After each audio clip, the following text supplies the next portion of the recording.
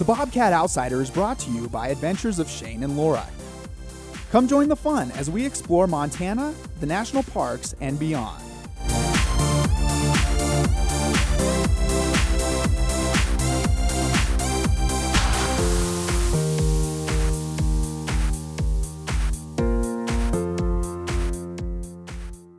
Hey everyone, welcome back to the Bobcat Outsider, the show that brings you Bobcat football from a fan perspective. I'm your host, Shane Driscoll. Last week, the Bobcats dropped their homecoming matchup against Sacramento State, 34-21. Next week, the Cats are on a bye, and we'll talk about that game last week and the bigger picture on this week's episode of the Bobcat Outsider.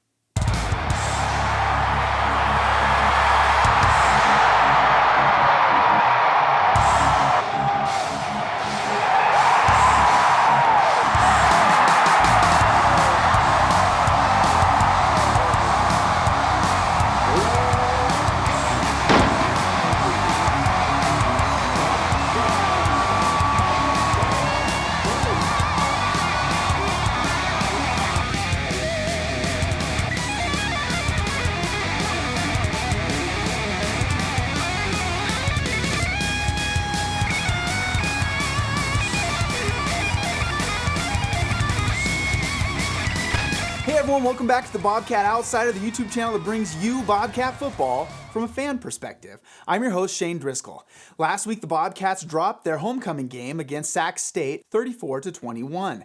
Next week, the Bobcats are on a bye, so we'll talk about that game from last week and the bigger picture in this week's episode of the Bobcat Outsider. I hope you enjoyed the hot take, the episode that I recorded shortly after the game ended with the Ryans from R&R Cat Cast. Those of you who did watch will have noticed that the sound cut out around 20 minutes. Hopefully it will be a little bit smoother going forward. Before we get started today, I'd like to invite you to advertise with the Bobcat Outsider. Do you have an organization, a product, or an event that you would like to see featured on the Bobcat Outsider? If so, leave me an email. My email address will be in the description below. Last week, we talked about the importance of limiting Thompson and getting pressure on him at the quarterback position without losing that leverage and letting Thompson and Dotson beat them on the ground. Well, I think we saw the cooling effect that Thompson-Dotson rushing game has on the MSU pass rush. And despite the fact that MSU prevented Dotson from getting any more than 28 yards on the ground, which kudos to you, Bobcats, they still weren't able to get that pass rush going, which allowed Thompson to get kind of going, and he had over 70 yards on the ground. On Saturday, I felt like the Hornets had completely dominated this one wire to wire.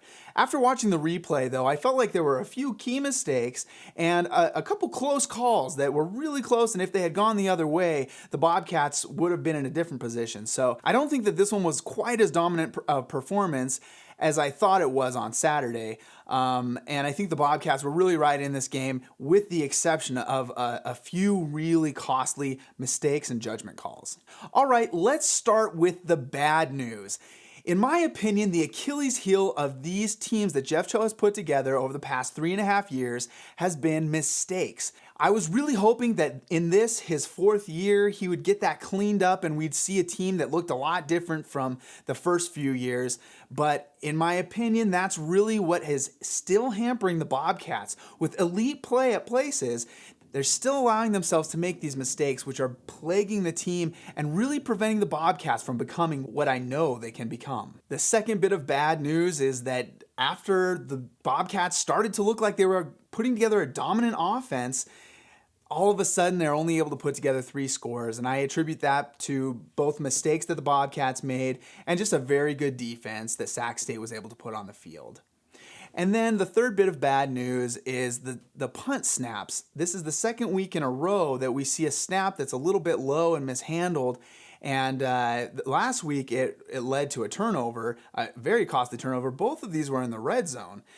This week, thankfully, Jared Padmos was able to get that punt off before he got it blocked or before the fumble was recovered by the other team.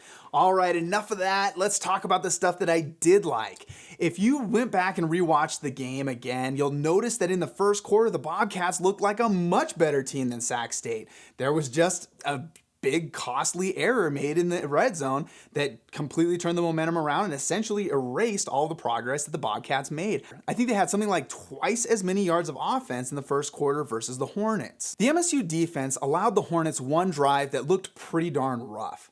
Outside of that, I thought that they looked really good, especially limiting a guy like Elijah Dotson to 28 yards on the ground.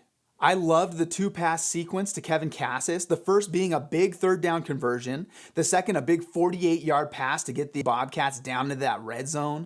And with 44 yards and one rushing touchdown, Troy Anderson surpasses Bobcat great Chad Newell in both rushing yards and career rushing touchdowns, only halfway through his junior season. Looking back on this game, I think a better team came into Bobcat Stadium, and the Bobcats were unable to eliminate those mistakes, which made the difference in this football game. All right, let's wrap up this week's game with some highlights. Welcome to the field, your Montana State Bobcats!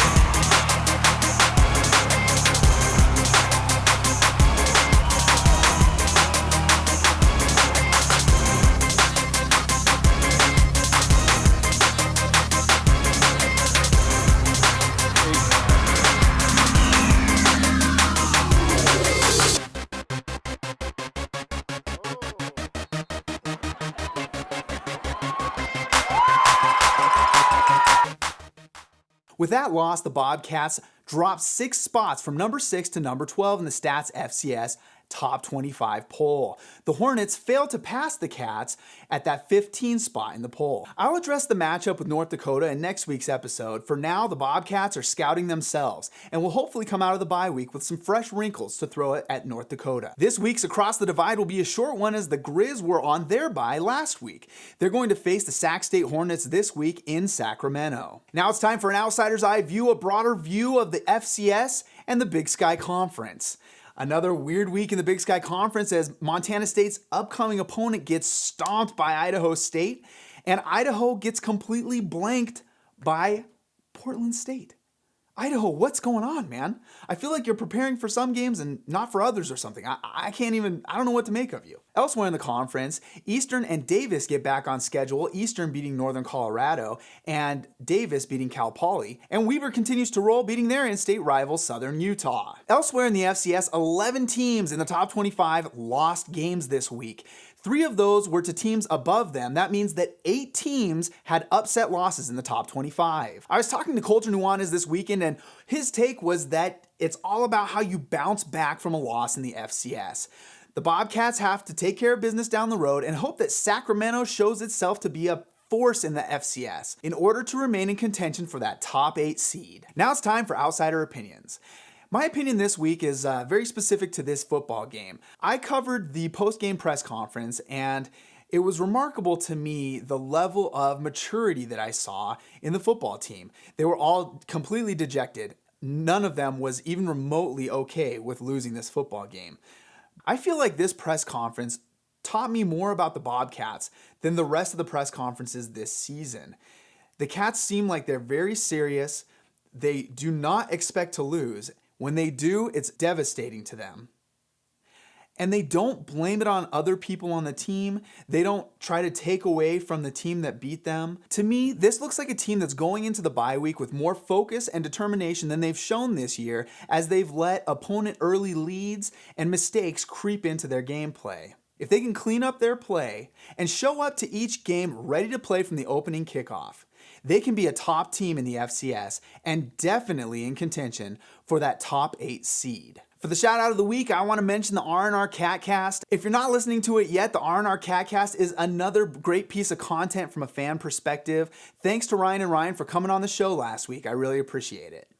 I also want to mention the BMac and Herd podcast. That's Brian McLaughlin and Sam Herder, and they cover the FCS for Hero Sports. They have a podcast that if you're not listening to it, it's a really nice podcast for a broader sense of what the FCS looks like outside of the Big Sky Conference. And again, if you have an organization, event, or product that you'd like to see on the Bobcat Outsiders, send me an email. As always, thanks for watching, everybody. You can follow me on Twitter at Shane Driscoll, and you can always find the most knowledgeable, best researched, and most thorough coverage of the Bobcats and the Big Sky Conference on Skyline Sports at skylinesportsmt.com. As always, the Bobcat Outsider is brought to you by Adventures of Shane and Laura. If you love Montana and the national parks, or just love adventuring outdoors, follow us on YouTube at Adventures of Shane and Laura. Don't forget to like and subscribe. We'll catch you next time, and until then, go Cats!